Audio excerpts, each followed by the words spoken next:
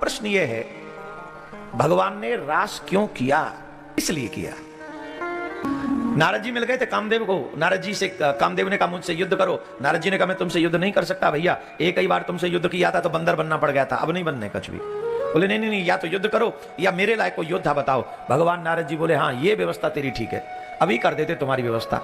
अब की बार ऐसे लोगों से लड़ाएंगे कि तुम्हारा मुंह नहीं उठा सको, फिर वृंदावन चले जाओ और वृंदावन जाकर नंद कुमार से युद्ध करो।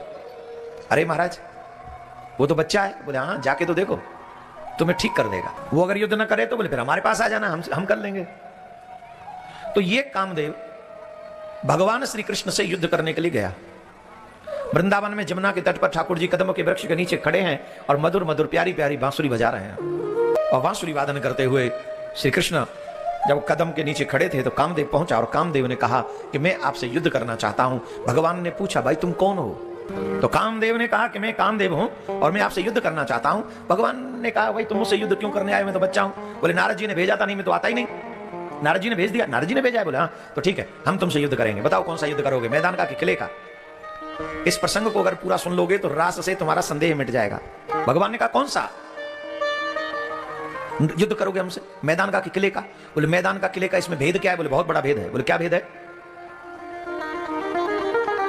किले का युद्ध यह है कि मैं एकांत में बैठा हूंगा और अपने आराध्य का स्मरण कर रहा हूंगा, तुम अपनी शक्तियों का प्रयोग करना, अगर तुमने मेरे मन में काम जगा दिया तो तुम्हारी विजय, नहीं तो मेरी विजय।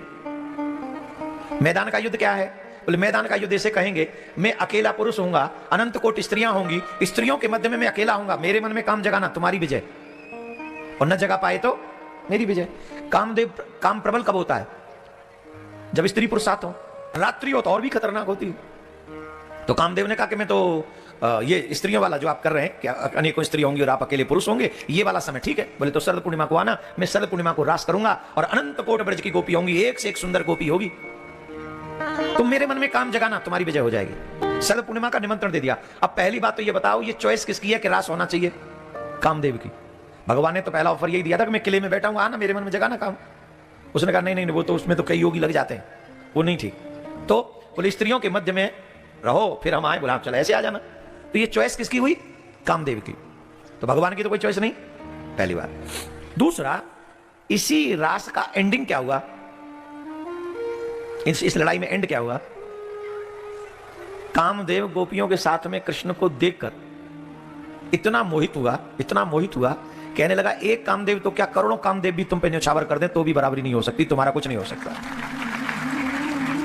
वो कामदेव मर गया वहां, कामदेव को परास्त किया गया। तब रति आई, क्षमा मांगने लगी कि मेरे पति को जीवित करो।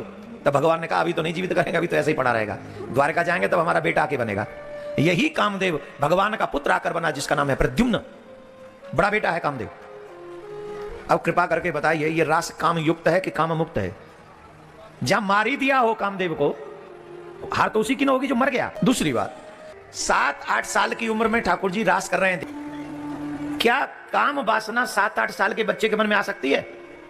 कृष्ण में काम देख रहे हैं ना, तो बुद्धि लड़ाओ ना कहीं से, बताओ। 7-8 साल का वाला क्या जाने स्त्री पुरुष के विषय में? चलो मान ले वो ब्रह्म है, भाई मान क्या ले है, तो क्या ब्रह्म काम के अधीन है? ब्रह्म काम के अधीन नहीं है, ब्रह्म भक्तों के अधीन है, अपने प्रेम के अधीन है, गोपियों के प्रेम के अधीन। उनका वो नाचना, उनका उनके बाहों पकड़ना, उनके साथ जाना, वन में रहना, ये क्या है? ये गोपियों का प्रेम है। साधारण नहीं है गोपी, राम अवतार के तमाम ऋषि मुनि हैं, मिथिला के लोग हैं, अयोध्या के लोग हैं, जो राम से प्रेम तो करते थे पर कह नहीं पाए, वो सारे लोग गोपी बने आके ब्रज में।